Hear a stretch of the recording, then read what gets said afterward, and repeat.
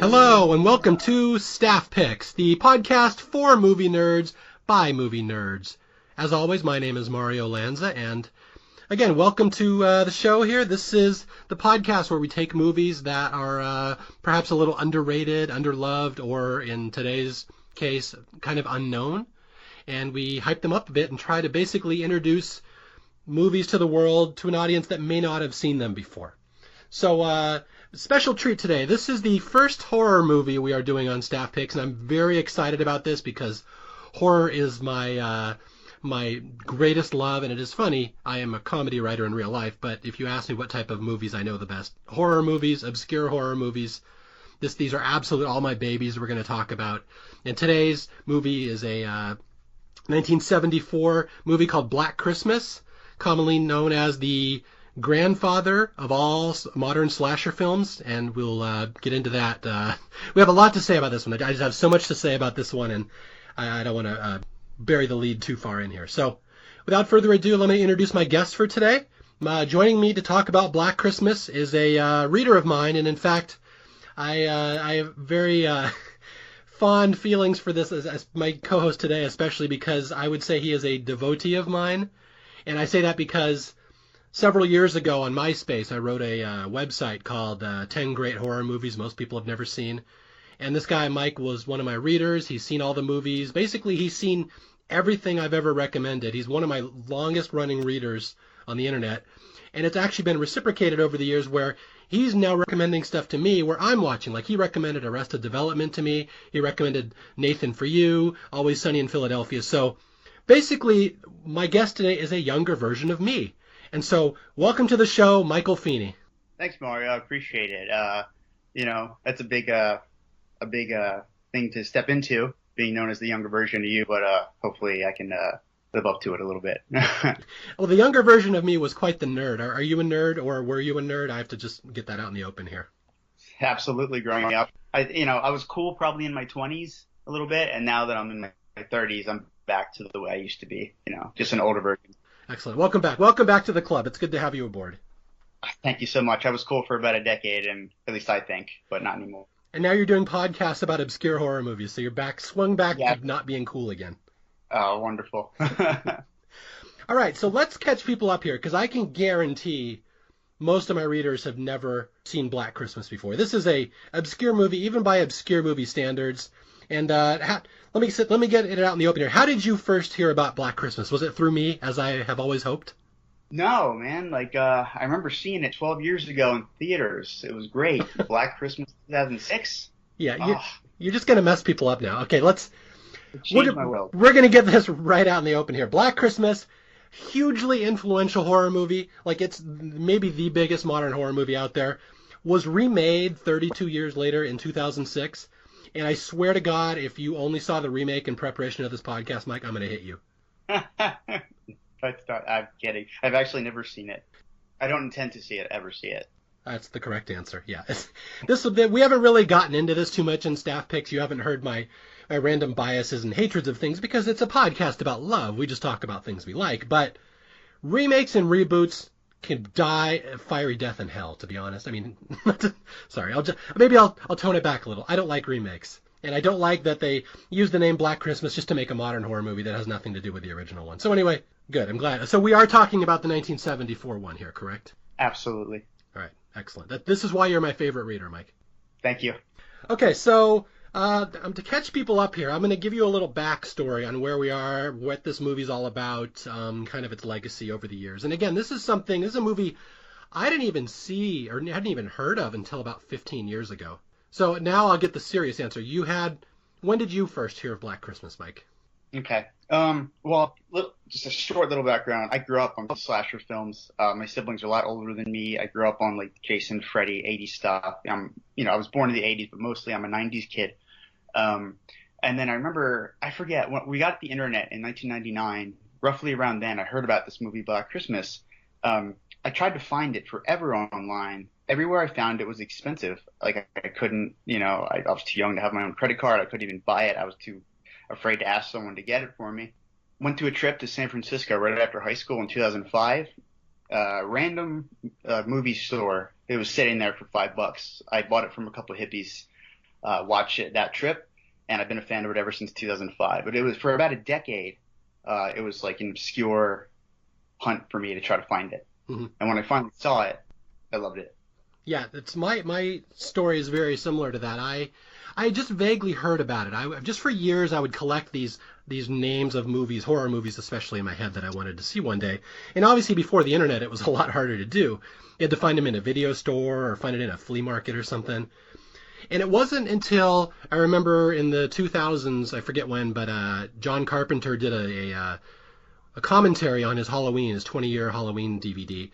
And he just talks about all the inspirations for Halloween and where it came from. And as a budding horror movie expert, I was always under the impression that Halloween was the grandfather of horror movies. It was like the first modern slasher movie. It begat Friday the 13th, which begat Nightmare on Elm Street. I mean, Halloween was always considered the original. And then on his commentary, John Carpenter's talking about, well, this is just my homage to Black Christmas, which came out 4 years earlier. And I'm like, what was that?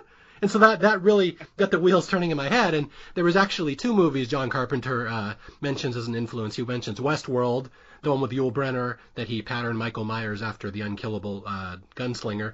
And then Black Christmas, which he said basically that Halloween is almost a direct ripoff of Black Christmas. And that was really to the point that I realized one day I will be doing a podcast about this movie. If it influenced Halloween, it's got to be an important movie. So that was one of those things, but it was hard to find. And like you, I just found it in like a Sam Goody or some DVD store that just sold old used DVDs, and there it was for like $5, and I'm like, I gotta grab that. So I grabbed it and watched it, and I was just blown away at how I wouldn't say it's like the best horror movie ever, but it's like there's so many aspects of it that are so interesting and influence so many movies later. I agree.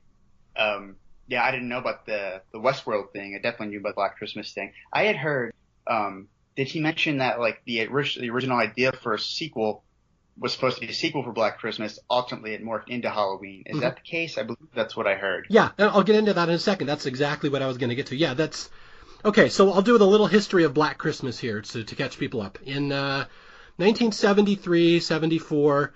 There really had never been an equivalent to these, what we know as slasher movies later. I mean, you'd had Psycho, you'd had some Italian horror movies that are kind of like this, but an American mainstream like slasher movie, there was no such thing yet. And so the screenwriter, and I hate that I don't remember his name, I should probably know it, but I don't. There were some murders that had happened in Montreal in the early 70s. And so this guy wrote a screenplay kind of based around those murders, and it was called Stop Me. And the point of the movie was it was going to be a killer. He's killing these people, and you never find out who he is, and they never reveal his identity. That's kind of be the catch in the movie here, that you never find out anything about him. And it was kind of unheard of at the time. Movies didn't have storylines like that. Can you think of anything around that area? You're a slasher guy that's even close to that storyline in the early 70s? To be honest, no. Yeah, I didn't mean to put you on the spot there. I thought maybe you knew a movie there that I'm not aware of, because I'm not aware of anything around that era. What you'd get is stuff like The Other, or there's one called The Touch of Satan, Exorcist. Like you'd get lots of double movies around then and stuff like that. But again, the slasher movie until Texas Chainsaw Massacre, there's nothing like that. So anyway, they had this storyline for a movie called Stop Me. Oh, and they also wanted to work in some of the old urban legend about the calls are coming from inside the house. That's another thing that happens in Black Christmas. So all these aspects were worked together into this screenplay. It didn't get made. No studio would touch it. It's like, no, we don't do movies. It's just people murdering each other. Like there's no audience for that, of course, right? That's never going to catch on. So anyway, Stop Me isn't going to get made until a director named Bob Clark gets involved. And this is where it becomes really interesting, because you're aware of Bob Clark's other movies he made after Black Christmas, correct? Yep. The Christmas Story, for one. Christmas Story, yes. By sequel, I guess, in a way. Yes. Similar stories. Yeah, Bob Clark is famous for really 4 movies. He made one called Children Shouldn't Play with Dead Things, which is a horror movie from the early 70s. I don't happen to think it's anything all that special. Then he made Black Christmas. And then about, 10 years later, he made Porky's, which is... Really, if you grew up in the 80s, you know Porky's. It's a movie about showers and boobs. And then he made A Christmas Story. And those were his 4 biggest movies. So this is a movie made by the guy who made A Christmas Story, which I think is fantastic. Have you heard, Mario, that he was an executive producer in the Black Christmas remake? I did not hear that. I mean, I'm assuming he got paid one way or another because it was his movie. He was an executive producer, and that's what killed him. There you go. I really hope the family of Bob Clark not listening tonight. No, yeah, I did not know he was an executive producer, so it's possible the remake did have a little Bob Clarkian aspect to it, but I don't want to get too much into it because I hate remakes. So again, we'll skip over that for now. All right, so Bob Clark gets involved. He rewrites this screenplay where, okay, instead of just a guy running around in the park killing people, we'll move it into a college sorority. And it'll be a guy, he's hidden in the sorority, he's silently killing the girls one by one. It'll be creepy, and we'll do lots of point of view shots. We'll keep it ambiguous. You never see who the killer is, you never see the ending, and it'll be kind of a cool little movie. And that indeed is how Black Christmas came about. And again, if you know Halloween, that's fairly close to the Halloween storyline, and John Carpenter will freely admit, oh yeah, I'm just ripping off Black Christmas. Yeah, that's the one thing I have heard. I heard the Halloween, is originally there was a concept written, the original concept for Halloween was supposed to be, or was morphed into the sequel, was morphed into Halloween ultimately. The sequel for Black Christmas eventually became what we know as Halloween. Yeah. And that's the thing that's really important here. Again, if you haven't seen this movie, if you're just kind of going into this fresh, Black Christmas, this hugely influential horror movie that there'd never been anything like it before. And the director, Bob Clark, had mused, someday maybe I'll do a sequel and I'll set it on Halloween instead of Christmas. John Carpenter took that, ran with it, and will fully admit, it's really, I only made my movie because Bob Clark suggested it, and it's really a unofficial sequel to Halloween, or to Black Christmas. And that is why this is a big movie that more people need to know about. Absolutely. I'm sure most people don't know that, even though he's freely admitted it. So, we're going to get into the plot here of Black Christmas, and this is what I love talking about. This is a nasty, evil, unsettling movie. It's just disturbing. I'm curious to think, the first time you saw Black Christmas, what was your reaction to it?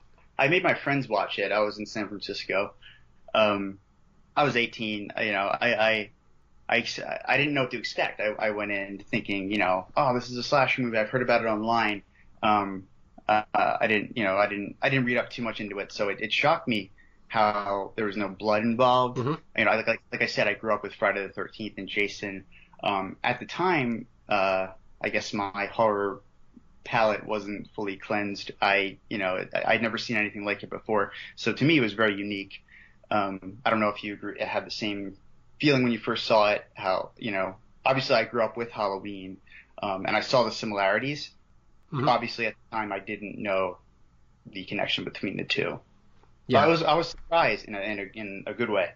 Yeah, the thing that jumps out to me about Black Christmas, and really any horror movie from that era, is how bloodless they are. And that's one thing that horror slasher movies in the 80s got this bad reputation. Just Friday the 13th kind of started it. I mean, you can say maybe Dario Argento kind of started it as well, but like the buckets of blood theory, where it's just slash, special effects, gore. But these movies before that almost have no blood in them. Like Black Christmas, there's very little blood in it. Halloween has even less.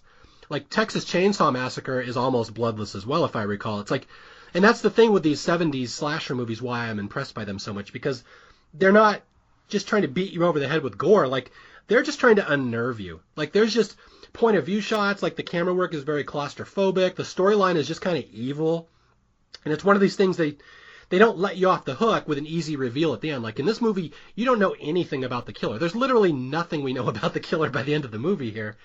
And again, it's just, all I can say is it's an unsettling movie. It just kind of sits with you. Right. Would you even call it a slasher? I would not. I don't think it's a slasher movie. I agree. Yeah, that's an excellent question. Yeah, it's the slasher movie. Again, Halloween is not a slasher movie. Halloween is a suspense movie that happens to have a couple kills along the way. And Black Christmas is really not much different. Absolutely agree. Okay. I guess it was the 80s brought upon the slasher genre and all the bloodletting and whatnot. Yeah, absolutely. Friday the 13th, Nightmare on Elm Street, once they started going, and then the movies were all trying to top one another, like Halloween 2, I know there was pressure on John Carpenter to add some blood to it because they had to compete with Friday the 13th now. So yeah. So they were, again, we're in our own little genre here, and I can't say enough about 70s horror movies. They're absolutely my favorite decade of horror movies.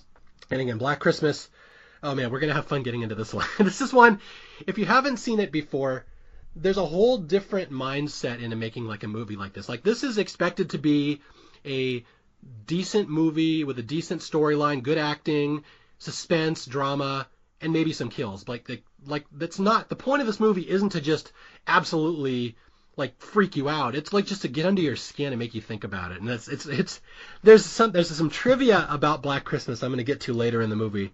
And this is my this will really freak people out when they hear this one. I think you know what I'm going to talk about, right? I mentioned it in my column when I wrote about it. I'm pretty sure I know what you're talking about. And you know more about that subject, so I'll let you cover that when we get to it. Yeah, okay. Once we get to the Ted Bundy connections, I'll wet your whistle here. This is a movie.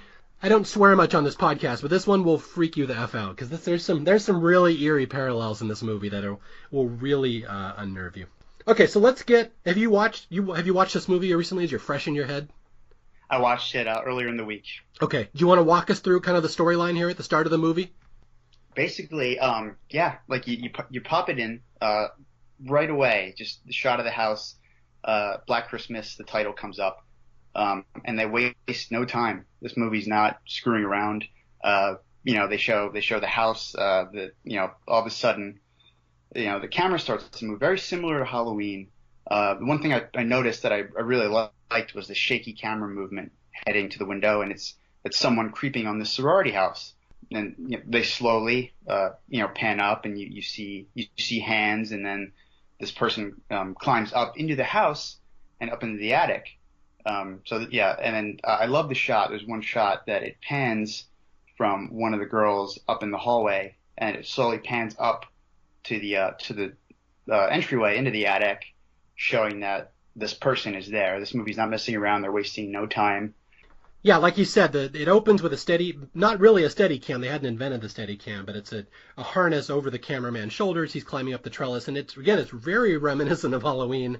And there's all this snow outside, and you hear Christmas singing and Christmas carols. And yeah, so this is the story of girls in a sorority house. And there's this freak who's entering the house. He climbs up this trellis, goes in the attic, and really, that's the start of the movie. That's literally the first 2 minutes of the movie. And there's no backstory, no exposition. We don't know who this guy is. You just see it all through his eyes. So he climbs in their house, and we're in the middle of a holiday party. And this is where we get the cast in the movie. What do we have here? We have Margot Kidder. This is one of her big movies. You may know her from Superman. She played Lois Lane, and she absolutely steals every scene she's in this movie. We have, Olivia Hussey as our star, Jess. Before this, she was known for being in the Romeo and Juliet movie. And little trivia, that is a movie, I don't know if they still show it in schools, but for years they showed Romeo and Juliet in schools, and which is shocking because there's full nudity in that movie. And not only that, but I believe Olivia Hussey was underage, so there's full underage nudity in that movie, and they showed it in schools for years. So this is the other movie she's known for. And then we have John Saxon, who is also in The Nightmare on Elm Street later, playing the cop. And those are the main stars. Am I leaving anybody out there? I think they're probably the big names. Oh, Andrea Martin. Sorry. Andrea Martin, later as a very famous comedian on SCTV, which you may be too young to know about her, but yeah, she later became a very famous comedian, and she plays Phil, I think the best friend in this. So and all these people are Canadian. This is a Canadian movie through and through. Bob Clark was working in Canada at the time. To this day, this is one of the most famous, notorious, successful Canadian films ever made, I believe. But yeah, so it's all Canadian, all filmed at the University of Toronto, just a big name cast. And I will say there's some trivia that you might not even know, Mike, is that Andrea Martin her role was originally supposed to be played by Gilda Radner from Saturday Night Live. Gilda is another Canadian. Gilda was hired for this role. She had to drop out to join the cast of Saturday Night Live, and she was replaced by Andrea Martin. But we very nearly had Gilda Radner in this movie as well. I didn't know that. That's interesting. There you go. All right, so, and now we get to the part of the movie. It happens very soon. All the sorority girls are at a party. They're just, milling around, drinking, just having a good time. And this is when the phone calls start. And if there's one thing you will remember about Black Christmas, if you see it, it is the phone calls. I agree. And I love that it doesn't start when the movie starts. It's already happening. There's a line where the man who's in the house is calling them, and they pick up, and the line is, "It's the moaner again." So this has been going on for quite some time. Yeah, that's the thing. So they get these phone calls, and they're really graphic phone calls. This is we're going to test the limits of what we can get away with on this podcast. But yeah, so the girls pick up the phone, and there's a guy they know as the moaner. He calls them all the time. Apparently, it's a well-known thing, and he's just going on, he's moaning, making noises, lots of voices, and then he starts saying some very sexual things to them. And I'm trying not to get too explicit a rating here, but he's going to do things to their genitals, perhaps, and maybe other things like that. Yeah, it's a very unnerving thing, these phone calls. And, like, he's doing multiple voices at once. Like, they're going men and women and screaming and crying. And, yeah, it's just... What was your reaction the first time you saw it? I will say, I just showed this movie recently to my daughter. I show all these horror movies to my kids. I'm going to try and get them introduce them to movies that I grew up with. And sitting through the first prank call in Black Christmas was rather uncomfortable. I imagine he references that he's going to go in a certain direction with regards to their genitals. Yes. And yeah, I don't have a daughter, but I imagine that was not the most comfortable thing. How did she take it? She was unnerved by this movie. This is my daughter's 17. I show her a lot of horror movies. This is one that kind of stuck with her. This one got under her skin a little bit, and it wasn't even specifically that scene, but yeah, this movie doesn't play around. No. Okay, yeah, so the moaner is, I'm going to do this, I'm going to do this, I'm going to do this, and then Margot Kidder, who plays a character named Barb, just a smart ass, she's from the city, she doesn't take any crap from people. She's like, oh, what did she say? Stick your tongue in a light socket or something like that? I believe so. Yeah. I like her character, especially right from the start. It almost unarms this voice. For me, like with her laissez-faire attitude toward this voice, it made it made it easier to take. It almost calmed me for a second. Knowing what happens later, obviously it didn't work out too well. Yeah, there is a lot of comic relief, especially in the first half of this movie, that kind of diffuses the tension, because you have this really horrible prank call. And again, if there's any women out there who have received obscene phone calls from people, it's a horrible, terrifying thing, I'm sure. In this movie, they are about the worst you're ever going to hear. And he's going on about what he's going to do to them. And Margot Kidder says, oh, you stick your tongue in a light socket or something, go away, go to hell. And then he just lowers his voice and says, I'm going to kill you. I love that line. Yeah, it's enough to bring it up. Just so calm, gibberish, and then I'm going to kill you. Yeah, very matter of fact. All right, so here we go. So the prank calls have been coming for a while, and then he says he's going to kill them, and unaware to them, he's been up in the attic. He's living in their attic right now, and this is going to become a plot point later where it's going to become important later. So anyway, it's Christmas time. They're all finishing their party, and they're all getting ready to go on vacation, go on trips with their boyfriends or families or whatever, and this is where we get the first murder in the movie. Yeah, I believe the character's name is Claire. Mm-hmm. She goes. She hears noises and up in the attic. I believe it's the cat. I believe is it her cat? It's like the house cat, Claude. Yes, Claude. But it is Billy, right? Billy. We know the killer. His name is Billy. I don't know if that's actually his name. That's just the voice he uses on the phone. But yeah, Billy would be the killer that we're going to refer to him as. Is he the one? Does he makes the cat noises? I believe. Oh, I never thought about that. I thought maybe it was just the cat. I never even crossed my mind he was the one summoning them up there. That's how I took it. He was luring them up there. And a quick little story. When I was watching it earlier in the week, it was still light out. I was watching it in my office. I work at home, and I had the door shut. It was still light out. Door shut. All of a sudden, right before that scene starts to happen, as the meows are happening, I hear the door slowly creak open, and a chill went up my spine. This movie is intense. Like I felt, it makes you feel like someone's going to break into your house. Yeah, it makes any minute. It makes you feel very unsafe. And it's funny, I was actually watching the director's commentary, and they even talk about that, where they specifically did the camera work to make it as voyeuristic and make it as claustrophobic as possible, because they just want the audience to be uncomfortable. That was going to be one of my points later. You feel like a voyeur watching this. Yeah. Like I feel like I'm doing something wrong. But anyway, the door opened and it was my cat. So I thought that was a little interesting. There's meows happening in this movie. So I was a little creeped out by that scene at the moment. And luckily you went to the flask of vodka hidden in your toilet tank to calm you down. I did. I like, what's her name? Miss Mac Henry. I like to refer to her as Bizarro Mrs. Garrett. Yes.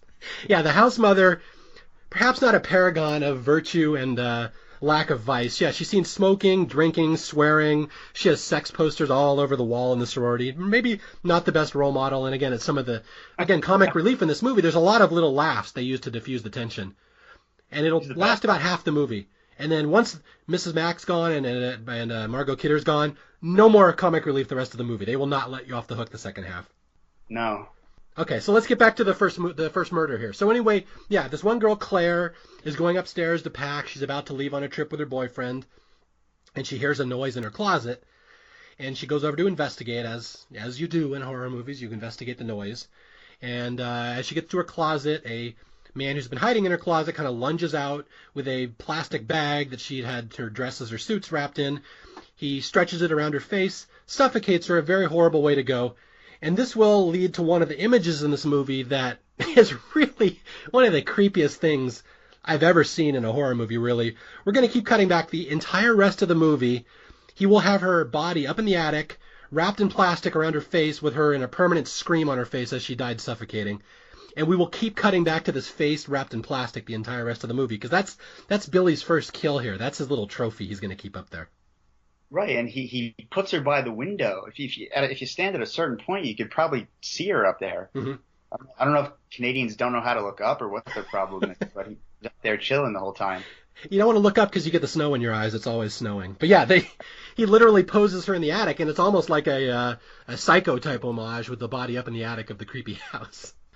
Okay, yeah, so that's the first kill in the movie, and again, I can't reiterate enough how bloodless it is. There's not a drop of blood. It's not really... I mean, there's kind of a lunge as he comes out and gets her, but it's not a cheap jump scare with a loud noise. There's no false scares along the way. It's played pretty straight for a horror movie, and it's one of these things that I love about movies like this. They don't beat you over the head with the horror effects. They know the horror stands on its own. Some guy just killed a girl in her bedroom, and she was just getting dressed for a trip, and the horror is enough. You don't need to beat people over the head. Just let the scene breathe, and it works fine. I agree. And to follow up on that point, I love that this horrific thing happens, and in between there's just these moments of calm, just like mundane moments, like they're just going around living their life, having conversations, cutting to the police station, and leading into the next death scene. Like there's hardly any build up to these kills, very little. Yeah. It's unique in that way. Yeah, Halloween does that pretty well as well, although there's the one really long extended scene with the girl in the laundry room that goes on forever until she's killed. Black Christmas doesn't do that. Black Christmas has a story to tell, and again, the kills just kind of happen incidentally along the way to keep the ramp up the tension, but they're not... The point of the movie isn't just long extended stalking scenes. All right, so let's see here. So we've lost our first victim, Claire, and this is where we're going to meet a couple of boyfriends in the movie, and I'm going to mention them for two reasons. One, because one of them becomes very important to the plot, and the other one becomes very important to my Ted Bundy story later. So I got to mention Claire. She's dead. She's missing. Her father's looking for her. Like, my daughter was supposed to come home. She was supposed to meet me. Where is she? So it's this big search. And then we go to Claire's boyfriend. His name is Chris Hayden. He is a soccer player, or a hockey player. And they're asking him, have you seen Claire? Blah, blah, blah. Is she the type to just disappear? And no one seems to know where she is. So that's one boyfriend. And now we're going to meet the other boyfriend in the movie, who is our lead character, Jess, played by Olivia Hussey. We're going to meet her boyfriend named Peter. And Peter will become a major character here. Right. Yeah, I believe he becomes the potential suspect, or they suspect he could be involved with the mystery of Claire not being around anymore. Yeah. Peter is going to become our red herring suspect, and it's kind of the one aspect of this movie I think that maybe we could have done better with, where you have the fake red herring to throw everybody off, where we kind of know he's a red herring. It's kind of a wasted storyline, but again, we're introducing the slasher movie genre, so we can get away with it. So anyway. Yeah, Olivia Hussey's boyfriend Peter is a piano player. He's very high-strung, very artistic, and I'm just going to skip through a couple things here. There's a lot of stress in the relationship between Jess and Peter, where He has a big piano recital coming up. He flunks it. He's going to fail out of the conservatory. And we also find out that Olivia Hussey is pregnant. She wants to have an abortion. Peter absolutely will not agree to an abortion ever. And it's got to be one of the first movies. I mean, 1974 was quite early to have an abortion subplot in a movie, wouldn't you think? I agree. It was an intense scene. It took me a little bit out of it because of the giant clam that was on her head. I don't know, 70s just kind of is odd to me, but yeah. So anyway, yeah. So the abortion subplot comes up, and Peter's very upset, and we're gonna set the storyline in motion that Peter is enraged at all these things that are happening, and he's going to be the one that's killing people. So Jess and Peter have a fight. He wants to keep the baby. She wants to kill it because she has career plans and stuff. Blah blah blah. It's going to become a big storyline. But anyway, so let's get back to the horror part of the movie here. So that's where we are at this point, and now we get prank call number 2. Billy's going to call back, and this is the one Mike and I were talking about on Facebook earlier this week. We were talking about our favorite scenes in Black Christmas, and this is the one you kept referencing. This is the baby phone call. Yes. I believe he's gibbering, doing his thing, and I forget the name that he keeps shouting out. I didn't take note of it. Agnes. He's like, Agnes, look, watch out for the baby. And, gives a potential, who knows what he's referring to. Could, that's part of the mystery of Billy, why he is the way he is, why he's there. Who knows who Agnes is? Could be a mother, a sister, maybe the baby. Yeah, that's the part, again, if you haven't seen this movie, if you're going to listen to this and then watch. Billy, he's doing these prank calls to these girls, and he's having full-on dialogues between two different characters. He's got Billy, he's got Agnes, he's got someone else, and they're doing a little role play that someone killed a baby or something. Like, and again, it ties in with her subplot of wanting to abort her child, but it's just creepy. Like, it's so bizarre. Yeah, it's like one dude doing 3 voices, and I've read all these stories of how they film these prank calls, and again, they're just. It's one of these the things in the movie that every time the camera will kind of zoom in on the phone and a prank call's coming, like you just kind of get filled with dread. It's like they're really uncomfortable to listen to, and that's my favorite thing that a good horror movie can do. Like they make you dread certain things. Absolutely. Correct me if I'm wrong. You mentioning whenever the phone rings, you get a little bit creeped out by it. There's hardly any like intense music in this. Is that correct? Like if the phone rings, there's no like intense music playing. It's just the phone ringing. Yeah, and that's something the director Bob Clark did, is that he specifically told his sound editors, let the scenes just play out. You don't have to throw in a crash or a cymbal or a big loud ominous noise. Like maybe a little unnerving, like a hum of a low viola or a low cello or something. And that's the thing. He specifically tried to do that. He wants the moments to speak for themselves. So no, there is no cheap music effects drowning out these calls. It works really well. One thing I wanted to say regarding the conversation between Billy, the voice, especially with the woman, I know this came after it. I couldn't help but think of Psycho with Mrs. Bates and him doing the voices. Mm-hmm. So I don't know if there's stuff out there that they took that from Psycho. I know Psycho influenced a lot of things like Halloween and Scream and whatnot. Have you heard anything regarding Psycho and Black Christmas connection? I haven't heard that specifically, but I do have actually something to add on this topic, in that my background is in psychology, police psychology, forensic psychology. That's what I studied in college. I wrote my senior thesis in college on serial killers, so I'm quite well versed with kind of the history of how killers evolved in America, how they are portrayed, how the police view them. And what's really interesting, why I think they portrayed him this way, is because up until the mid-'70s, it was believed that there was no such thing as a serial killer, that such a thing could not exist in nature, because they thought that anybody who would kill a lot of people over and over and over had to be a raving lunatic. Like they couldn't fathom there could be someone like a Ted Bundy who could be perfectly normal on the outside and be killing a co-ed every 6 weeks. Like that was not considered empirically possible. That's not how human nature works. So it was thought up until the 70s that anybody who would be a serial killer or a spree killer would be exactly like Billy. He'd be raving mad, talking in voices, he'd be easy to spot. And that's why that was, again, the general belief of what a spree killer would be like. So that's what I think is going on here more than anything. They just say if someone's going to kill a bunch of people, he has to be crazy. So they're just trying to make him as crazy as possible. Right. I hadn't heard that. Yeah, that's, again, that they're wandering in my area of expertise here, the history of serial killers in America. Yeah. So anyway, so The girls are a little worried now because they're getting these prank calls and their friend Claire is missing. They haven't put two and two together that they might be the same thing yet. But they go down to the police report, they file a missing persons report, and the cops just kind of blow them off. And the cops are like, she's probably out with a boyfriend, and people don't get murdered. The people don't just get killed. Again, it was believed almost all murders were by someone that knew them. Like, no, a stranger didn't kill him. Strangers don't kill people, not in the 70s. We don't do that here. So yeah, they don't take her seriously. They just think she's off with her boyfriend. And now we get the secondary subplot, which is one I kind of forgot about, in that there's another girl, not related to the story, but there's another girl in this town who's missing. I was actually going to bring that up. A lot of times when it comes to movies, I like to make up my own little theories, just for my own self, to make it more entertaining. With regards to the little girl, there's no clear answer. Do you think it was Billy? Or could there be somebody else out there? I like the idea as well as this was just another incident, random, something horrible happening. There's someone else out there as well. Yeah, it's, again, for those who haven't seen the movie, there's another little girl. She's been missing. She's 13. They find her body later in the park. And it's never explicitly mentioned that Billy is the one who killed her. I just always assumed he did.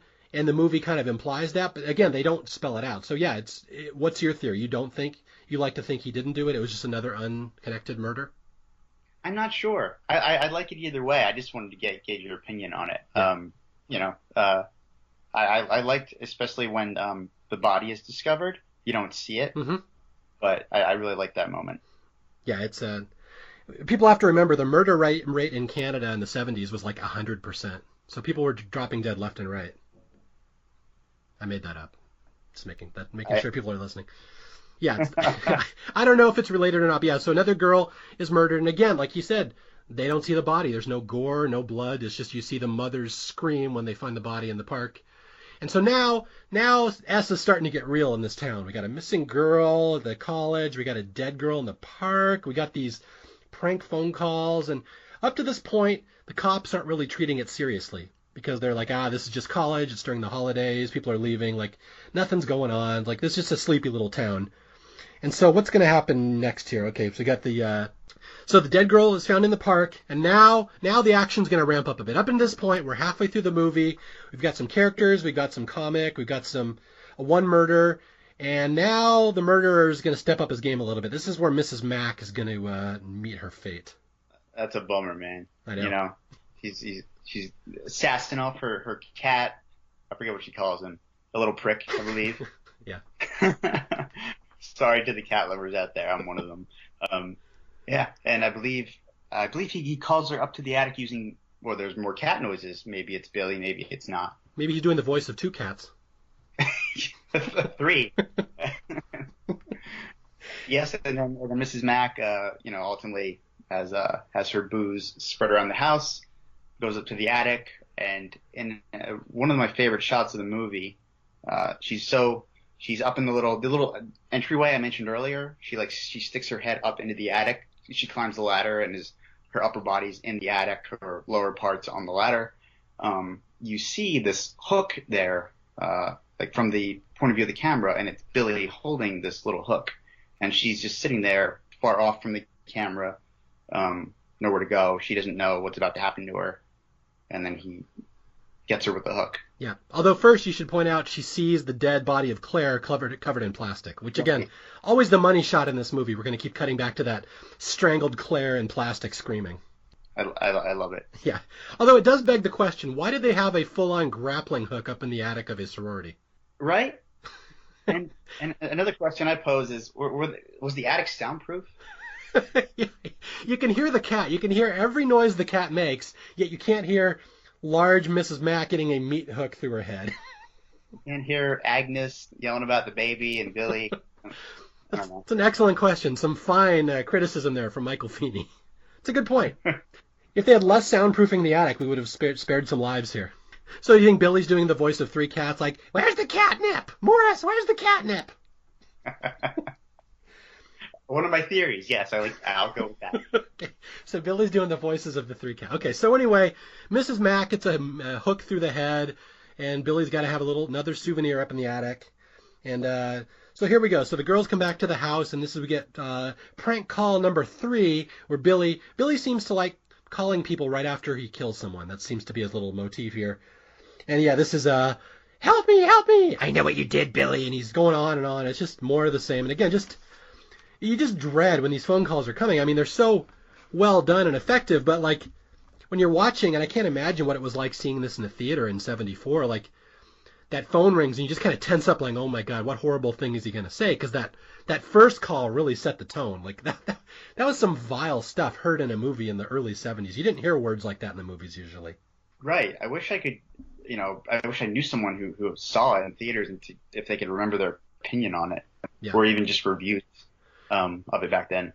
Yeah, and see, I'm 43, and I'm not even old enough to have seen Black Christmas. It came out like I was a baby, so I couldn't have seen it. I would have to ask my parents. So yeah, this is a very old movie. So I'm curious if we have any listeners who actually did see this in the theater. I'd really like you to get in touch with me because I'm curious what you thought of it, what the reaction was to this movie at the time, knowing that there'd been nothing like it ever before. I would also like to hear that. So if you get a new one, pass it along.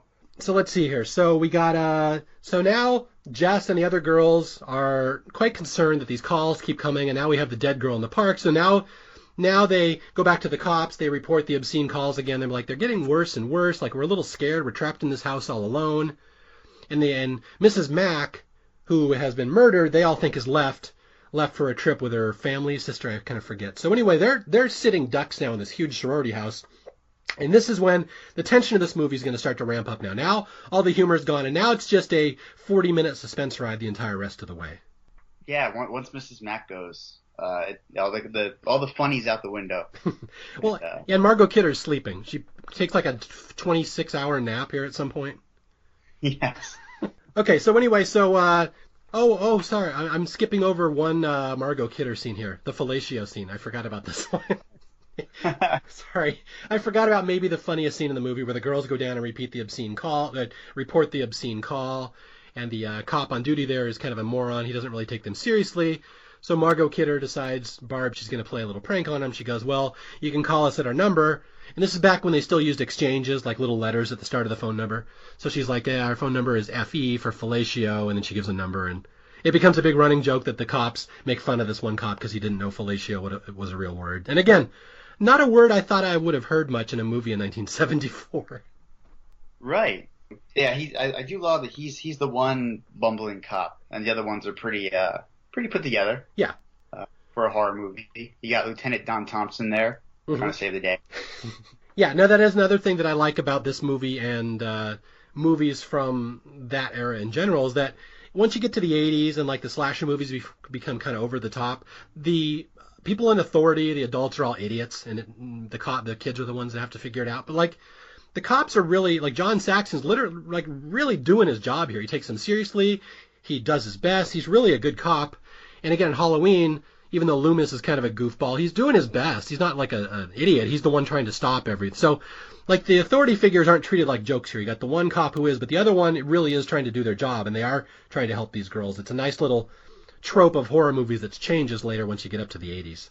All right, so here we go. So this is where it starts kicking into high gear now, where Peter and Jess have a fight over the baby. She wants to have an abortion. He doesn't want to let her, and he's furious that he's failed his piano audition. So he basically threatens her. He says, "You're going to kill my baby." She goes, "It's nothing to you. You horrify me. To you, it's like having a wart removed." And then he threatens her. He's like, "You're going to be very sorry." And this is where the red herring is going to be that he's going to be the killer. And his words there are going to be quoted by Billy coming up here. I all week, ever since I watched this, Billy's screaming, "It's just like having a wart removed," has been in my head. Yeah. Just the delivery of it, it's just creepy as hell. Yeah, there's two people in the world of horror movies you don't want in your head. You don't want Billy, and you don't want Hannibal Lecter. Those are the two. Well, Billy and I have been hanging out all week. Good. You and your three cats. Yep. All right, so yeah, so the cop, Lieutenant Fuller, John Saxon, shows up to put a trace on their phone. He's going to trace where these obscene calls are coming from, because he's the one cop that really believes their story, that's like, something's not adding up here. Some bad things are happening. I don't like the sound of these obscene calls. And again, I just have to point out, we have a lot of younger listeners that back in the day when you were getting obscene calls, like, there was no caller ID. You didn't know where it was coming from. So it really was a terrifying thing of, who is this stranger just randomly calling me? And that's one thing that's that I think may be a little lost when you're watching this movie, that there's two things that happen in this movie that would not happen now. This obscene calls where you don't know where they're coming from, and the calls coming from inside the house, which that was technically possible in the 70s and 80s. You'd call your own number, hang up, and then the phone would ring in the house. That you really could call inside your own house back then. So it was kind of a fun little way you could I used to mess with my brother to do that all the time. So it's like there was stuff here that would only work in a 70s horror movie. It would not be as scary now. Oh, it's a shame you hadn't seen Black Christmas back then. You could have quoted it to your brother when you called it. Yeah. I wasn't allowed to see R-rated movies. My parents weren't even keen on PG-13 movies, so if I'm quoting Billy over to the phone, like I would have been grounded and stuck in my room for the next 10 years. Yeah, you have 12 years on me, and I'm pretty sure I saw a lot of the slasher stuff before you did. Yeah. That's sad. But Jason was like my babysitter growing up, so. I would have liked to curse out my brother, though. That would have been fun. Okay, so anyway, so the cops are here. They're tracing the call, and they're saying, if this creep calls, you have to keep him on the line. You have to be there long enough for us to trace the call, because again, we're in the 70s. We have to manually find the machine that's being turned on when the phone rings. It's this whole big process. Okay, so now we're going into the end of this movie here. So now Margot Kidder is upstairs, and she's taking her 26-hour nap or whatever. She's been asleep for like half the movie. And he comes in with a little glass unicorn statue, and he walks up to her. And do you remember what he says right before he kills her? He holds it above her as she's sleeping, and he's got a little quote here. Oh, I forget the line. Okay, he's like, "It's me, Agnes, pretty Agnes." Oh, yeah. Yeah, there you go. And so then we get the one scene that's even remotely bloody in this movie, where he just plunges this little glass unicorn down into her chest as she just barely is groggy and waking up, and it's way less bloody than it could have been. In the 80s, they would have absolutely butchered her and made it gory. There's a little blood in it, but it's just the way it's shot. It's kind of shot behind some other little statues that are on her mantelpiece. You don't see the whole thing, but it's just a very violent and horrific scene of him just butchering her in her bed over and over and over with this little glass unicorn. And it's probably the most intense scene in the movie, I would say. I agree. It's probably my favorite. Yeah. Well, favorite kill. It's a little strange to say. But I have a few quirks when it comes to, I guess, deaths in horror movies, things that really get to me. Mm-hmm. One of them is people having fun oblivious to someone dying nearby. Yes. One example, it's a horrible movie, but I don't know if you've ever seen Jaws 4. I won't go into too long a tangent on it. But right at the beginning of Jaws 4, one of the Brody boys is out trying to pull a buoy out of the water, and a ridiculous scene. An arm jumps out and bites his arm off, and he's screaming, bleeding to death, while carolers are singing on the shore. That scene always stuck with me as a kid. Mm-hmm. And this is very similar with the kids outside, the carolers, while Barb is, meeting her maker. It just bothers me. It gets to me a little bit. Yeah. It's tough. It's tough to hear. If you've seen this movie and you know it real well and it's kind of entered your psyche, it's tough to hear little kids singing Christmas carols without thinking of this scene. Because like you said in his wonderful aside into Jaws 4 there, where I saw Jaws 4 in the theater, I'm proud to say. I'm sorry. Yeah. For those who aren't aware, Jaws 4 is the movie where the shark is upset that his relatives have been killed, so he follows Chief Brody's wife to the Bahamas out of revenge, which is a wonderful storyline. And then he roars like a lion. He roars like a lion, and then Michael Caine's in there. It's just, I don't know if that movie is worth talking about. Maybe someday, but Jaws 4 it's in its own little circle of hell of bad movies. It's terrible. So yeah, so there's all these. So as Margot Kidder's being stabbed by this little glass unicorn, Olivia Hussey is downstairs listening to Christmas carols at the door, and it's just like Michael said, it's a very unnerving scene of innocent children Christmas singing and brutal murder all going on at the same time. You hear the carolers in the background as she's being stabbed. It's a scene that'll get you. I'll remember this one. Well, to be fair, I mean, I know the attic is soundproof, but he's not in the attic. He's in the bedroom. Do you think the kids are there as a distraction and they're disciples of Billy? So the kids are in cahoots? Billy and the kids are working together? It's just a theory that comes into my head. I know it's not true, but it's fun to think. Yeah, I don't know if it's canon, but I think there is a theory, if one were to go with it, that the carolers are the one who's killed the little girl in the park to frame Billy. There's a theory as of 10 seconds ago that's out there in the universe now. Right. So this whole podcast is about disciples, how I've inspired you through my writings to watch Black Christmas and talk about movies and stuff. And then Billy is teaching these kids to kill like he is. So this whole podcast is about bad teachers teaching bad things to their young Padawans. Yeah. Yes. So anyway, also, if any kids are listening, kill your parents. Don't stop there. Yeah. Go beyond. Go beyond. So, yeah, the vicious murder of Margot Kidder has happened, and now Billy calls again, and this is the first time that the cops get to hear Billy's voice, because the phone is all tapped, and now they get to hear what's going on, and they hear, and this is yeah, Billy reaches a new level of crazy in this one, where he's moaning and crying and screaming, and he's like, "Don't, Billy, don't, no, kill me, and he's doing all these voices and stuff, and then, at the end of the call, he just lowers his voice and he quotes the exact words that Peter just said to his girlfriend in the house about her abortion. And he's like, "It's just like having a wart removed." And like, Olivia Hussey's like, "Oh my God." And like, that's the thing that kind of tips her off that this killer may be a little closer to her than she realizes. And the cops should be realizing that too. But their first instinct is that the killer's not quoting Peter, that the killer is Peter. And so this is where the divergent opinions will come. Like, this is a kind of an important scene in the movie where the first time that Billy kind of tips off that he's in the house. Right, and still no one knows. I mean, why would you think that? Only the kids outside caroling know. Yes, they're outside snickering about it. They are. So anyway, yeah, so right after Billy calls, now Peter calls the boyfriend, and he's crying and sobbing, and it kind of sounds like Billy, just because of the crying and the sobbing. So again, we're doing this red herring thing where Peter is absolutely innocent. He has nothing to do with it, but the director is trying to set up the fact that he could be the killer. They're going to try to keep it in a open-ended here as we get towards the conclusion. So at this point, really, there's only two people left in the house. You got Olivia Hussey, you got Jess, and then you got her best friend Phil, again, Andrea Martin, beloved Canadian comic who for some reason is in this movie. And Andrea's about to die. She dies off camera.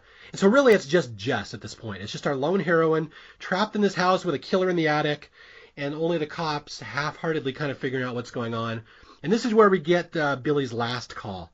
This is the one where he calls and he's like, "You bitch pig, you bitch pig." And he's going, males, females, and he's going, "Agnes, baby, where's the baby? Where's the baby?" And again, it's like, we've said it before, if there's one thing you're going to remember from this movie, it's these phone calls. Can you think of any other movie that has phone calls like this being used as a weapon against a character? At the time, I know you said it was after the fact when a stranger calls. I've never actually seen it. Mm-hmm. You probably have. Does it kind of rip Black Christmas off a little bit? It does a little bit, but then again, they're both based off the urban legend that the callers are calls from coming inside the house. So they're both based on the same source material. So I don't know if it's necessarily a Black Christmas ripoff, but yeah, it's the old trope that phone calls are just slowly becoming more claustrophobic and closing in on this lone girl heroine. But yeah, early 70s, something similar. I off the top of my head, I can't think of something that didn't use the phone as a weapon like that. Mm-hmm.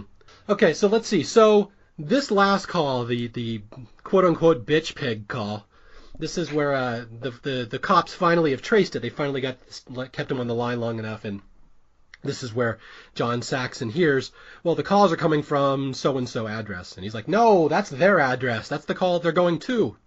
And the phone tech's like, "No, they're also coming from that address." And this is where he gets the OS. Oh, crap. He just realizes the gravity of the situation. It's, again, literally the old babysitter's horror story. The calls are coming from inside the house. Right. I love the build-up to the reveal, to the cops finding out and then obviously delivering the message. But even the one tech, like, running down the hall to it's just like a elongated, in a movie that doesn't elongate, like, the creepy parts. This is the one part it does a little bit, and I actually like it. Mm-hmm. It goes from one person to one person, like whisper down the lane, eventually leading to Jess finding out that the calls are coming from inside the house. Yep. I just love the way it was done. Yeah, it's really well done, and what's funny is that John Saxon, he's out in the field, he can't call Jess at the moment, so he has to call his doofy deputy, who's the one who screwed up the police report earlier, and he's like, "Explain to Jess, put down the phone, walk outside." And it's really a tense scene. It's like we're kind of joking about it. This is a really tense scene in the movie. He's like, again, don't tell her anything. Don't freak her out. Don't tell her to go upstairs. Just put the phone down. Walk outside. We have a policeman outside. That's all she needs to know. So, and John Saxon even tells his little deputy, "Screw this up, and I'm going to murder you." Because this is the moment in the story when Billy's about to get found out. So yeah, the deputy calls Jess, lets her know, and she's very headstrong. She's like, "Why? What's happening?" And he won't tell her. And then suddenly, I think he does he drop it, or does she get it out of him that, well, the calls are coming from inside the house? I think he's just frustrated and says it to try to get her to leave because she's not listening. Okay. And Jess, very wonderful, kind human being, could easily walk out the door and escape, but her first instinct is to turn around because she has two friends who are sleeping upstairs and she wants to save them, Barb and Phil. And so she disobeys the cops' orders. And again, a lot of people, this is a common trope in horror movies, and it gets a lot of flack where people don't escape danger, they walk towards danger, or like the heroine doesn't run away when she can. But she doesn't realize there's dead yet. So there's actually some motivation in this one where she's not doing something dumb. She doesn't realize there's murders yet. All she realizes at this point is that they're obscene calls. She doesn't actually grasp the danger until she goes upstairs, and this is where we get the reveal of the two dead bodies upstairs, and this is where all hell breaks loose.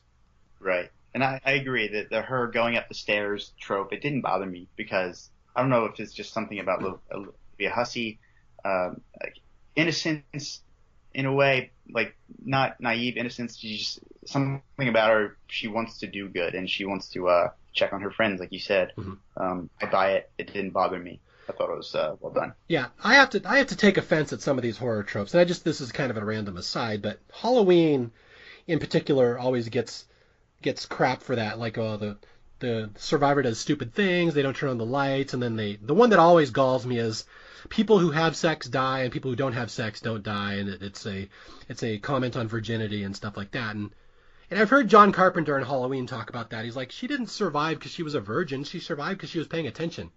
Like, it has nothing to do with virginity. And he's like, and they put this on my shoulders, and every horror movie goes based on that. And he's like, it had nothing to do with that. So it's like the same thing in this movie. Like, you can't fault her for going up into the danger because she has not seen a murder in this movie. Up to this point, she is unaware that any of her housemates have been killed. So it does fit in the story. Right. She's partially deaf. Yeah, exactly. And the soundproofing in the attic has saved everybody. And the children. And the children. Children are still running around Toronto to this day murdering people. All right, so she goes upstairs. She finds the bodies of her dead friends, and this is where she knows it's serious. And she turns around, and this is a really eerie shot. And literally, this is the most of Billy we are going to see the entire movie. She sees his eyeball staring at her through a hole in the door. Yeah. Did we see him? Did we see part of his face when he killed Barb as well? When he had the unicorn? Yeah, I think you just see his eyes and hair. Okay. Yeah. And this is, again, one of the fantastic things about this movie. There's no explanation. You know nothing about Billy. You know literally exactly as much as him on the first minute of the movie as you do the end of the movie. There's nothing we learn about Billy the whole movie. And the little bit of his face we see, I don't know the name of the man who played him, but crazed looking. It was like the perfect looking face for Billy. And again, that was the belief of what a serial killer would have looked like up until 1974.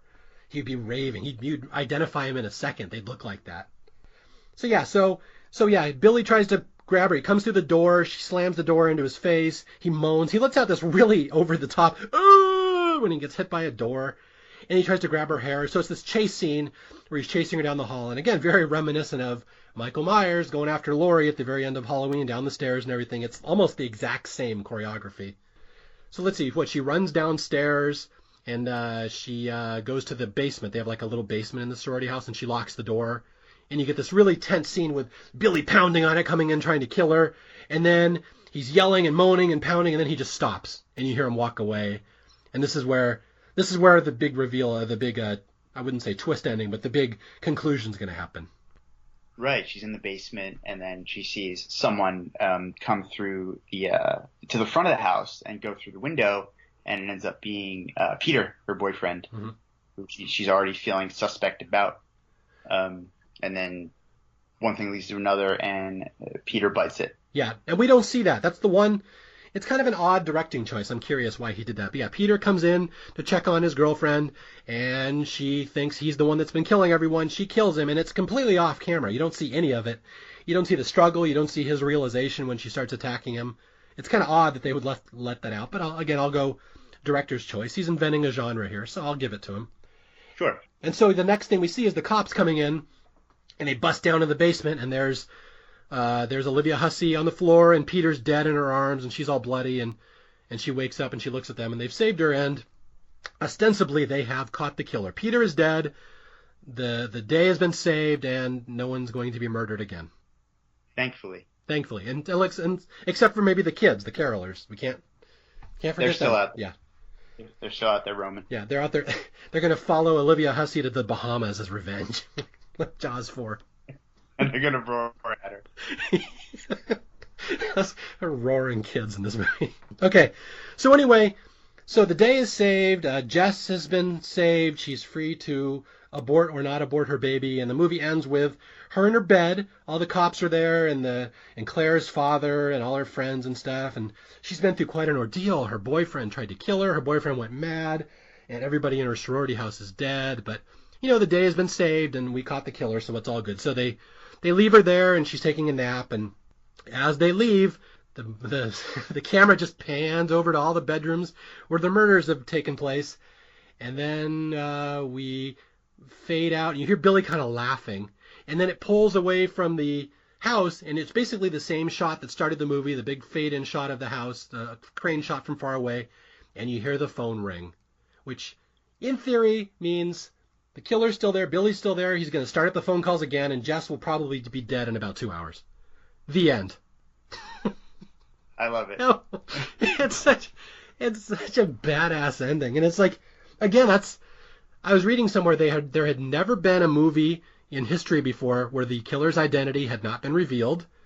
There had not been a movie like that before where the killer wins in the end. He's going to kill the heroine, and it's just a ballsy movie with a ballsy ending, and it's one of those things. I saw it for the first time, and I'm like, this is such a fantastic entry into the horror genre that it just killed me that it's not well known. Again, the fact that John Carpenter would freely admit he ripped off Halloween from Black Christmas, yet nobody knew about Black Christmas until, like, I would say the 90s or 2000s when I first started hearing other people talking about it. And again, maybe that's the internet that did it, I don't know, but it's like, this is such an important horror movie and nobody knows about it. I know, it's a shame. That ending, it's like the Last American Virgin of horror movies. Like Jess has got blue balls when she's about to die. The blue ball ending. Yeah, it's a nasty, terrible, wonderful movie. And it's one of these, I usually have good track record with recommending movies to people. This is one that just called to me the first time I saw it, because it's just everything I want in a horror movie. And I can say maybe it's a little dated, but that's a word I'll be talking about a lot on this podcast. I don't like the word dated. Like, oh, this movie's dated. Like, people in the 2000s can't relate to it. I'm like, well, you're not supposed to relate to it. It wasn't made for you. Like, yeah, it's dated. Everything's dated. Things that are dated now, things that are made now will be dated in 2 months. So it's like, you can't use that as a valid criticism, I don't think. It's a movie of its time, for its time, featuring technology and, dialogue and cinematography of its time. But it's like, it was so ahead of its time, too, in many ways. I agree. Dated doesn't have to be a bad thing. So what? That would be my response is so. Yeah, exactly. Okay. I don't think in 1974 they care what people are going to think about it in 2018. No. Okay, I want to get into my Ted Bundy stuff here, but do you have anything else to say about this movie? Any thoughts, feelings, reactions to it? Anything that's kind of stuck in your craw that came up in this latest viewing? Just to go back to the ending quick. Well, going back to Claire, the body up in the attic, the whole movie with the wrap around her face. Earlier in the movie, the one shot I loved is when her father's leaving. He's still clueless, and the camera's like up in the attic, watching him drive away in a cab, and she's just sitting there, like so close yet so far. That really got to me. Mm-hmm. And then in the last shot of the movie, you hear the phone ringing. You also see her sitting out there still. Again, Canadians are too, they don't know how to look up, and she's just chilling there. And there's a cop there, we forgot to mention, just outside, close to the action. Like, she's going to die with him out there. And that just makes it even more heartbreaking, I guess, for me. Mm-hmm. All right, here, let's get into the good stuff here. This is where it gets really creepy. And again, this movie stands on its own. I'll put this up next to any classic horror movie. I love it. I love everything about it. I just think it's so well done. And again, hilarious that the guy who made A Christmas Story also made Black Christmas. Which is kind of funny. There are some little shots in A Christmas Story which are not that dissimilar, especially the Scott Farkus stuff like that. Like, he does some of the same camera angles and little reveals that he does in Black Christmas with Billy, which is just a fun little thing to think about. Okay, Yeah. so the history of this movie, and this is where it gets really creepy. This is where, like, this may literally bother some people. You might not like hearing this. So Black Christmas came out in 1974. It was a Canadian movie, and again, it was supposed to be called Stop Me, and then they eventually called it Black Christmas, and it had a pretty good run in Canada. And then they brought it down to the U.S., and the U.S. distributors wanted him to change the ending. They wanted him to make Peter the killer. They wanted him to do all those things, and Bob Clark wouldn't do it. He wouldn't change anything. So the movie was released, but the American distributor, Warner Brothers, didn't have a lot of faith in it. They thought the title, Black Christmas, would confuse people because we're in the middle of the blaxploitation genre. So they were worried it would confuse people. People would think was this like a Pam Grier movie. It was about blaxploitation. So they had to change the title. It came out, let's see, I wrote this down. Did you hear about the alternative titles here? I have before, but I can't think of them off the top of my head. Okay, so yeah, one was Stranger in the House. Then they released it as Silent Night, Evil Night. And it didn't do a whole lot in the U.S. It was mostly, if I remember correctly, in the northern cities, Seattle, Boston, New York, and then along the West Coast, California. It only kind of had a limited run. It didn't really do much in the U.S., and it was quickly forgotten. And critics didn't like it. Like, again, just try being a movie critic in 1973 and seeing a slasher movie, and you've never seen anything like this. It just looks like gratuitous killing and teenagers and college students talking about sex and drugs and stuff. It's like there's nothing, you've ever seen anything like this before. There's no basis of comparison. So it didn't do a lot. But there's one thing. Okay,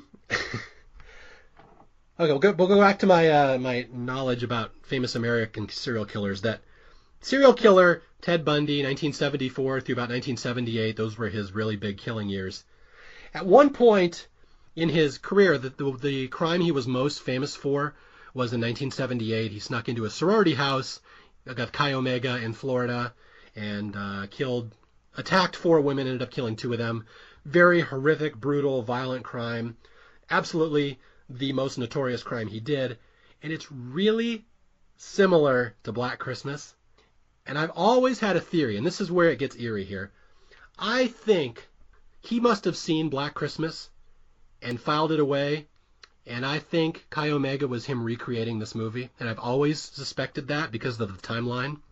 And that's because this movie came out in 74, 75, mostly on the West Coast. And that's where Ted Bundy lived in Utah, Washington. If this movie is out, he would have seen it. And that is exactly where it was out and when it was out and when he was in his prime killing years. And the reason I think I feel strongly about this and why this has always bothered me is when a few years after he got caught, Ted Bundy would interview the cops and they would say, how can we catch serial killers in the future? How can we do this? And Bundy would say, one thing that serial killers do is they love horror movies. They love slasher movies. They go to them. They see them over and over. It is not a big stretch to picture Ted Bundy watching this movie in Seattle in 75 when it came out there, doing whatever those guys do under their raincoats when they're very excited. He probably saw something like this over and over again. And again, when Chi Omega happened 4 years later, it's so similar to this movie. It's just eerie as all hell to me when I think about it, that I have always thought this movie was the blueprint for the Chi Omega killing in 1978. Right down to the fact that, and this is something I'd mentioned earlier in the podcast, and this is where it will get really, really creepy. In the Chi Omega killings, the name that Ted Bundy was using at the time was Chris Hagen, Hagen. Hagen. This was the alias that he was known as. In this movie, Jess's boyfriend is named Chris Hayden, Haden, and right there, that's a parallel that's a little too creepy from my point of view. So, again, this may or may not have been his blueprint, his working copy in his head of what he later did in 1978. It's a shame he never mentioned something specific. Had he ever talked about his interest, what he liked, like things like that? Yeah, I mean, he did. He knows he liked horror movies. He liked slasher movies. That's what these guys do. They go to these things and they get off on these movies. Some have theorized that the rise of slasher movies and the rise of serial killers were intertwined because it kind of inflamed their passions. Because all of a sudden the stuff that they'd fantasized about, now they could see it on the screen and they'd be more likely to try to act it out. So it was very well known that horror movies were a big interest of his. He loved them. And it's funny because I'm not the only one who has noticed that comparison. When this movie came out, it came out again in 75. In 1978, they moved it to TV. They were going to show this movie on TV. And it was 2 weeks after the Chi Omega killings in Florida. And when people heard that this movie was going to be shown on TV, they're like, you cannot show that on TV. That's way too close to what just happened in real life. Ixnay. Like, so they physically pressured the network not to show this movie on TV. And that's why it was one of these reasons it never really got a bigger audience. It couldn't be shown on TV because of the sensitivity and the timeline. And again, I just think that's so eerie when I watch this movie, knowing that I suspect Ted Bundy was watching this movie and taking notes. That does make it a lot creepier. Yeah. I'd heard that from you originally, and it is a common theory out there. So I definitely believe it. I think there's a lot of there's too much, not proof, but it's just too good not to be true. Yeah, I mean, I don't know if it's true or not, but it's just I can think of no other horror movie that has that kind of I think maybe it had that real world influence on somebody, and so it's watch this movie again. The tagline of this movie is. If this movie doesn't get under your skin, then your skin's... What is it? Wait a minute. What's the tagline? Your skin's on too tight? If this movie doesn't get under your skin's too tight, or something like that. And if that Ted Bundy story doesn't get under your skin is also too tight. That this is a freaky, creeping movie. It's really unnerving and disturbing. And in the horror genre, I can think of no greater choice to be the first horror movie we talk about here on Staff Picks. I agree. Like I said, for 98 minutes, I thought someone was going to break into my house. Yeah. And it would just be my cats that broke into my office. But I said it before, it doesn't feel like you're watching a movie. And it sounds like an actual insane person on the phone. Yeah. Yeah, it's funny. That's just and of course the history of criminals where they quickly realize after about 74, I guess all killers wouldn't be raving mad like that. But yeah, this is a product of its time, and it's a movie I recommend to a lot of people. And this is one I have a lot of success with. My daughter was very much creeped out by this movie. My wife likes it. It's a very excellent example of a horror movie that's understated and doesn't just beat you over to death with the blood, that they really just want to bother you. But I do have to say, again, I'm not guaranteeing that every movie we talk about on Staff Picks will be, universally beloved, that people will take to it and watch it and love it. I have one friend, I worked with her a couple of years ago, and I recommended this to her and her husband, and they watched it. And she came in like the next week, and she's like, that was the worst movie I've ever seen. I cannot believe you were serious. You were trolling us, telling us that Black Christmas was a good movie, right? And I'm like, no, it's really good. And she's like, it was so slow, it was dull, nothing happened. She's like, I'm never taking a movie recommendation for you again. So I'm a little gun shy on this one because I do have a 1 out of 20 failure rate on this one. I normally don't have strong failures, but that was like a hard fail. So this is one I really hope people like when they see it.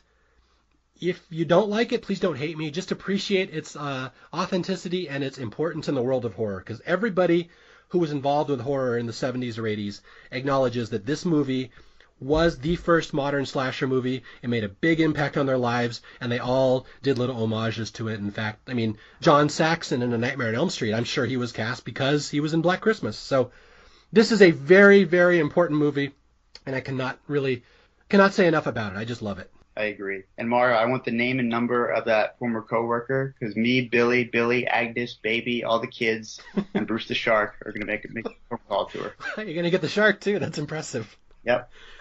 All right, let's see here. Do we got anything else? I'm going through my notes. I want to make sure I have done right by Black Christmas. I think I've said everything here.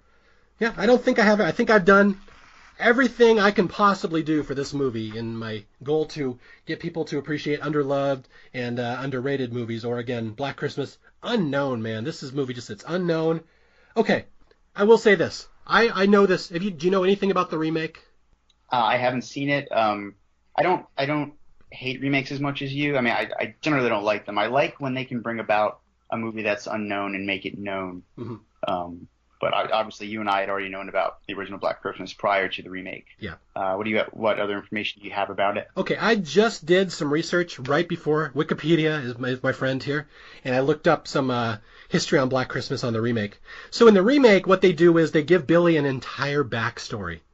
How he has like parents that don't love him and they abuse him, and I think his mother's name is Agnes. Wonderful. Yeah, so they like absolutely ruin the point of Black Christmas, that you don't know anything about the killer, by making it all about the killer's backstory. And it like, so that you know everything about Billy, you know his entire backstory, you know everything about him, and then it's much bloodier and it's much more based on jump scares and slashing and blood, and it's like you think the movie Black Christmas is scary. That, just hearing what they did to Black Christmas in the remake, that absolutely bothers me, because it's like, don't people understand why this movie was so good? Because the exact stuff they didn't do, and then they had to ruin all that in the remake. So anyway, I'm preaching to the choir.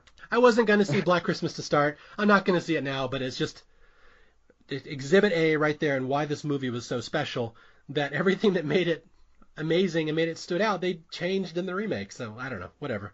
Did Rob Zombie make it? No, not Rob Zombie. I know, he should have, though. Might as well. Oh, now we're getting into the Halloween remakes. This is a whole different subject. Exactly. Okay, do you have anything more to add about Black Christmas before we sign off and you go back to your lonesome, quiet house with just you and your cats and your creaking doors? Have you heard of the new remake that they're making? They're actually remaking a remake of the remake. Why? I mean, no, I haven't heard about it. Are you serious? You're not just pulling my leg? It's Tyler Perry Presents Black Christmas. I thought that was a They're setup. making a blaxploitation. Yeah, so they're finally doing the blaxploitation? Yes. That's good. The one thing I will say is that I do love that we both have something in common with Ted Bundy. We can clearly say that. Oh, you mean that we've watched a horror movie? Yes. I'm also from Seattle, so love it. I got two things on you. That's true. All right. I think I'm probably going to sign off, though, unless we have anything else to add. Just imploring people, again, on Staff Picks, we're going to watch a lot. We're going to talk about a lot of comedies. I love comedies. Absolutely love talking about comedies. A lot of dramas, a lot of suspense stuff. But horror movies are really my bread and butter, just because I file these away and I just remember them. And I always know which movie begat which movie, and where the homages and inspirations are. So, again, if I could just implore you, you may not like horror movies, you may not want to give them a chance, you may think they're too violent, bloody, whatever. I hope a couple people will take my advice, or take our advice, and watch this one, because I think Black Christmas is a very special movie that should be ranked right up there with Halloween as, you know, the grandfather and the father of all modern slasher movies, because they really are that important and that big a deal. And if you respect the genre at all and how it developed, I think you have to at least know about it. I hope so, too. It doesn't get the love that it deserves. I mean, from guys like us, it does. But, you know, in the general population, most people have never heard of it. Perhaps they've heard of the remake. I'm sorry to bring it up again. Yeah. But, yeah, I hope after this podcast, a lot of your listeners who haven't seen it go out and see it, and unlike your former coworker, love it. Hopefully, yeah. And I will say, just as a side note, it would be amazing if more people knew more than two things about Margot Kidder, other than she was in Superman and she ended up in a dumpster.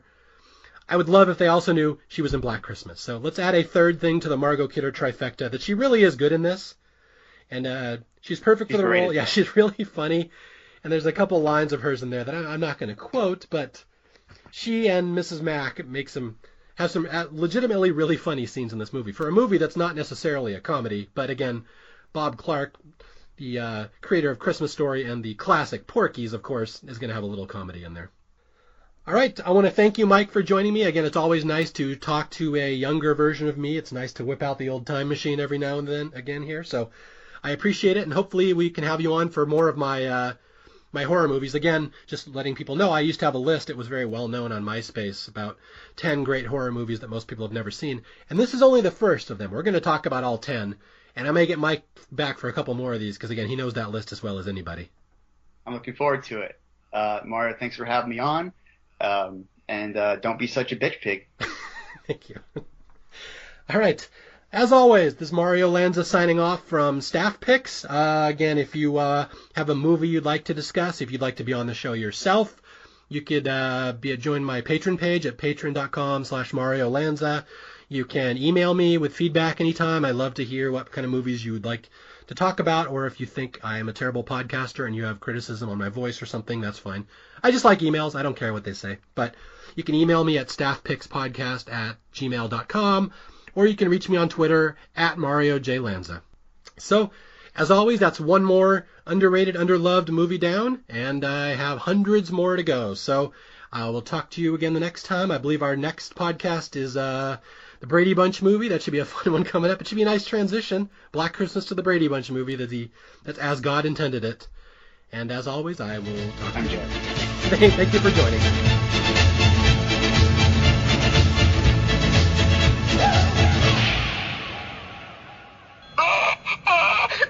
Hello? Who is this?